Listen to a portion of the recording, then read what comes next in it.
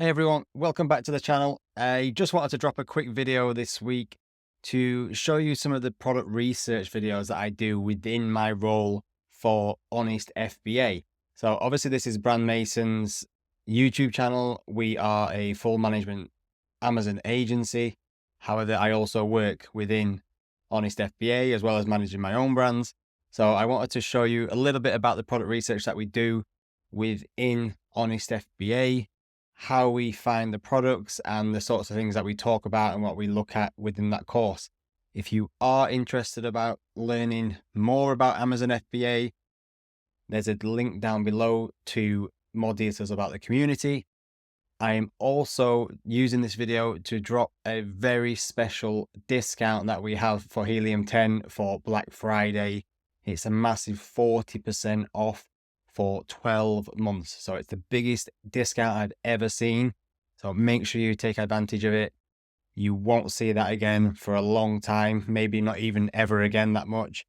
So if you need Helium 10, or even if you already are a subscriber to Helium 10, subscribe again, use a new email, and make sure you profit from getting the discount. So without further ado, we'll jump into the product research. Enjoy. Hello everyone, welcome to another session of product research. So today I've got a couple of new ideas for you, a little bit different from what we spoke about on Monday and last week in terms of the way I found them and the sort of possibilities behind them. So I thought they might be quite interesting to look at. So the first one we are going to look at is flavored toothpicks. I actually talked about this briefly at the end of the call on Monday, so I wanted to dive back into that and have a look at it closer. So let's have a look at that first. As I mentioned on the call on Monday, the way that I found it is through a gift guide. So I showed you a couple of these briefly. I have a list of a few that I look at regularly. And these can give you ideas for unique products or things that aren't typically on Amazon in terms of their style or their function. So always a good way to try and find products. And one of them, on one of the sites I just happened to glance over while we were on the call, was Bless This Stuff. And on one of the pages I noticed this Denison flavored toothpicks. So I'd never heard of flavored toothpicks before, so that just sounded interesting. And yeah, I had a quick look at it last week, and it looked like the detail page, the search results page, wasn't particularly strong with competitors, so I thought that might be a good one. Obviously, it being a consumable, this is something that people are going to buy regularly, and it's going to be super cheap to source. So I thought that'd be a great idea. Now coming back, I'm looking at this for the US market. Funnily enough, the search volume in the UK was roughly the same, which is really unusual to see. Obviously, the US being a much bigger market, you would normally see a much bigger search volume. So that could be a good thing, that it's actually something that started being popular in the UK, but not quite picked up in the US yet. So it could be the start of a trend. So as we always do, when you first look at a search term, you want to look at the search volume over time to make sure it's trending up. So this one obviously is trending up for the last few years, which is really good. It's no sort of really huge spike in the last month or so. So yeah, nice upward trend here. So that's all good. Then we just have a glance through the detail page, the search results page, sorry, and see what the sort of competition looks like. Obviously with this one, the price point is pretty low. Typically you wouldn't want to go with something with such a low price point. However, when you're talking about lifetime value or LTV, then you can make exceptions for that. So for here, although you might not have a massive return in terms of the dollar value per sale, over time, because of the subscribe and save possibility, or people that are just going to buy multiple packs, for example, that's going to all stack up, and you can create a really good business with these sort of lower price point products. So you can see just in terms of like looking at branding and how you're going to stand out on the search results page, you can see here looking through like this Flavor Forest Cool Mint one has got the Amazon's Choice badge. They've got decent reviews, but yeah, the price point's pretty low. And then you have like these ones these colourful packs which really sort of, I guess, stand out, but I personally don't really like the look of them. And then even one of the top ranked ones here, this one, which is obviously not a great image, no sort of branding really. So you can easily see how you could compete here. Yeah, you got this one. This one's pretty cool, like a bit of a different packaging and imagery, but even then, they're not really. The product's only 3.3 out of 5, so yeah, obviously not performing very well. So you can see that when you look through this tea tree therapy one, there's got a few different SKUs which are selling decent volumes, but not great branding. And then you've got all these really bright ones. So I think there's plenty of room here where you could really enter it and create something quite unique. So you want to look at then the economics. So I just took this one, which was the Amazon's Choice as an example. The selling price of $9.99, the same. And then you look on Alibaba and see, this was a bit of a tough one to actually find on Alibaba because there's not that many flavored options from what I could see. So obviously I've just done a quick look to get an idea, but I think here you'd probably need to reach out or spend a bit more time and then potentially reach out to a sourcing agent or someone like that. This one I could find a flavored toothpick. This is just tipped with mint flavor. So it's not the perfect example, but you can see here how cheap they are, like 0.047 cents. So it's hardly anything. So using that, I just came back and I estimated that you're going to be able to source something, a 200 count pack for $1.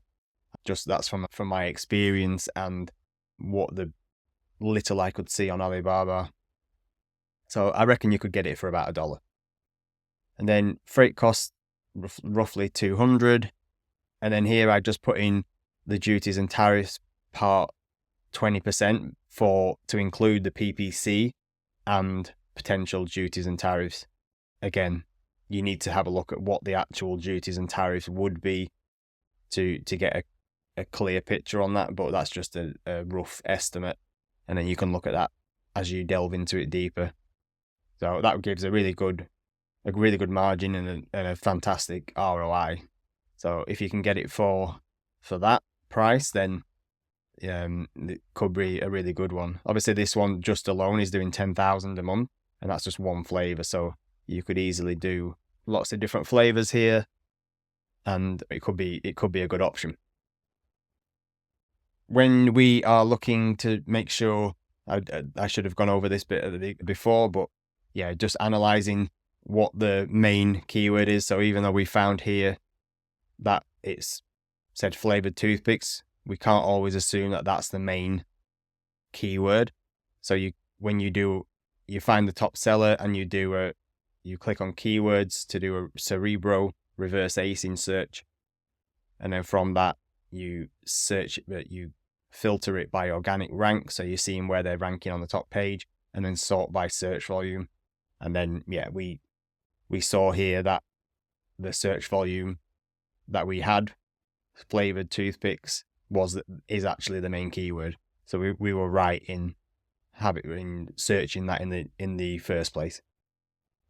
The only negative here that I can see is that you've got really good search volume for flavored toothpicks, but then after that, there's really not many other sort of long tail keywords that you could go after. So that is going to put your cost per click up because this is like the only keyword that everyone's getting sales through. That means that the competition for that keyword is going to be higher. Therefore, your cost per click is going to be higher. It says here the suggested PPC bid. I have a feeling it might be a little bit more than that, but yeah, there's like I said, there's not many other long-tailed keywords you could go after. So that's just one thing to keep in mind. So then the next thing was looking at ideas for how you could differentiate. So the first thing I did was go to Pinterest and put in toothpick packaging. So looking through here, anything that sort of I think could easily be implemented, but stands out. So the one that I saw was this one here, this little pouch with a cellophane window in it. And to me, that looks like, the first thing I thought of was like a whale's mouth, like how how their mouth looks. And then I was like, oh, actually that could be like teeth. So you could do like a really cool packaging to make it look like that's teeth, and then the rest of it is some sort of like animal, and you could design it around that. So I went to ChatGPT and asked it to create me a prompt that I could use in Flux, and then it came back with this, which I thought was a really cool idea. So this Dino Pix, even the name is pretty cool. I didn't suggest that name. That's just come up with that. So Dino Pix, and then you could have like Minty Rex. This one, you could have another flavor and caught like based on a different type of dinosaur or a different animal. Like you could have a lion or all sorts of different things. And you could really see how this is going to really stand out on the search results page. There's nothing like it. It would be really, really obviously stand out against everything else. And it's still something that it's just a pouch which is printed basically. So that could really economical to buy, but really stand out on the search results page. So I thought that was a good one, and yeah, I think it could be a good option in terms of lifetime value. It's something that's going to be trending upwards. I think it seems to be something that's related to trying to stop smoking. So obviously with people becoming more and more health conscious as well, that's only going to grow. So yeah, I think the hardest part of this will probably be finding a supplier that can do a nicely flavored ones that are not all fully chemically produced. So yeah, feel free to take that one and run with it. Like I say, all these ideas are just ideas. They're very briefly looked at, so you need to look deeper into it. But we have decent experience that can back it up, and I think this one really could be one to like you could easily go with.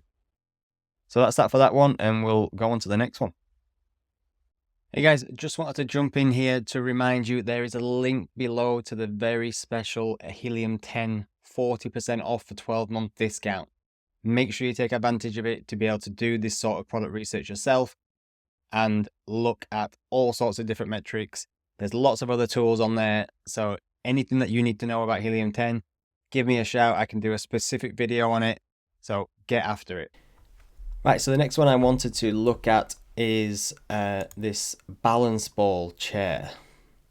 So I chose that one because it's a bit of a different way to sort of look at the choice of a product, and this one is more something that you'd want to look at as a long-term play, and having a proper investment into it, and you're looking at product development on a deeper level. So I wanted to show you how to think about that sort of product development rather than just buying something that's already existing on Alibaba. So here I came to Blackbox to find this, Blackbox products specifically, and I wanted to look for something in the sports niche just out of choice. So to do that, I set the filters under the categories. I actually just chose subcategories within the sports and outdoors category. I wanted to remove clothing, fan shop, and medicine. So everything else I left in. And then afterwards, I wanted to try and find something that was selling well but had a poor review rating. So I set that to a maximum of 4 stars. I put the variation count to a maximum of 2 because as I was looking for something which had a higher price point, I don't want to have a huge initial investment spreading over 4 or 5 different variations. So I wanted just to keep that to a maximum of 2.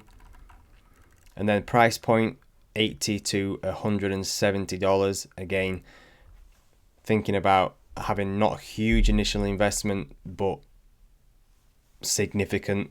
You can, if you set it at minimum of 80 and then you don't go too high, then that'll sort of keep that investment a bit lower. And then I wanted to look at something that was about 15,000 minimum revenue. So you set those filters and then it came up with these results. So here it only came up with 118 results because the filters are quite restrictive. Obviously I'm just looking at subcategories, and then I have these other filters in place. So that's only given me 118. Normally you would see at least 200 in here if you have a broader, well, a maximum of 200. That's the most that they would show you. So I just started scrolling down here, and this one jumped out at me, this balance ball chair with swivel base. It's not something I'd seen before, so I thought that was quite interesting. Like the price point, $120, and it's only got 4 stars and still doing, on a parent level, 46,000 a month. So I clicked into that. First of all, we want to look at the overall keyword. So the keyword is balance ball chair. Again, look over time. Here, this is one of the negatives here with this one. Obviously, it had a COVID bump here. Everyone was working from home throughout COVID, so it had a nice spike there. I imagine the sales figures of this thing, while it was during COVID, must have been huge. It's obviously way down now, but I think there's limited competition in the space. So I think even at a lower search volume, I mean, the top seller on one of their models is doing 100k a month. So there's still room to enter the market, I think, even with the declining sales volume. So this one here, Game, or however you pronounce it, they seem to be they are the number one player in the game. They have these two models here. This is the standard version of the one that we found on Blackbox, and then this is their sort of cheaper option. This one is doing 100k a month, and obviously that's only got 4 stars as well. So I think overall there's room to enter the market here. Now the interesting thing for me is that there's not really anyone else doing something similar. These are all just sort of balance balls that have this blow up base around to stop it from moving, but not an actual chair. So I thought that was quite interesting. You would have to check for patents just in case. Obviously this one is selling one almost the same as this one, so in that case I don't think that there probably is a patent, but you need to that'd be something that you'd have to check. But with this one particularly, this is more something that I would recommend to develop. Sorry, my software stopped working, so I had to switch over to something else. So basically what I was saying is that this is something that you need to look at on a deeper level and develop more of a new product than something that we've looked at in the past, where it's just been about doing branding or packaging. This one would require proper product development based on the current customers' pain points. So how do we work that out? How do we work out what the pain points are, how we could improve it? Now, one of the best ways to do that on a simple level is to go into the actual product, which is like what I've done here, and then you go into Helium 10's review insights, and you use the filters on the left hand side here to only select 1, 2 and 3 stars, and then you can export that table. And then when you export that table, you can then input that into ChatGPT, and you say, analyze these reviews for a balance ball chair on Amazon and tell me how I can develop a product to improve on these negatives. Don't look at repeated phrases, but understand the whole review. So you're wanting ChatGPT to take that whole list of negative reviews and work out what the overall consensus is about the issues, and then how could you develop that. So it seems like the number one issue is with durability. So people saying that it breaks easily. That's an easy fix. Obviously, you just need to increase the quality of the material, so the plastic or however it's reinforced. And then there's other options that you could potentially do to make sure it's more durable, not just changing the material, but actually changing the design to make it stronger structurally, that sort of thing. Another one is the assembly and maintenance. People are saying that the assembly for the chair isn't clear. I noticed a couple of reviews saying that the text was tiny in the review in the manual, so they found it hard to follow to put together. That's super easy to do. You could just do a QR code with a video of how to assemble it, which makes it much easier for people. And then comfort, ergonomics. I know a few people had mentioned in the reviews, I noticed that they said the back support didn't actually touch the back, so that's easily to do. You just create the curve more. Obviously, you need to do this with a mold. Molds are expensive, but this is the sort of investment that you make into developing new products. So if you can increase that back support, then that's going to be a big plus. And then different sizes and compatibilities, like it doesn't have adjustable height. Again, that's something that you could add into your new design. So to do this, you would have to hire what's called an industrial designer or a product designer. They would then go, you'd present this to them and say, this is the current option, I want to improve on these points, and they would then go away and develop a product for you, give you the CAD designs, and then you can take those CAD designs to a manufacturer and get accurate pricing for the mold, if it requires a mold, and then for the actual product itself.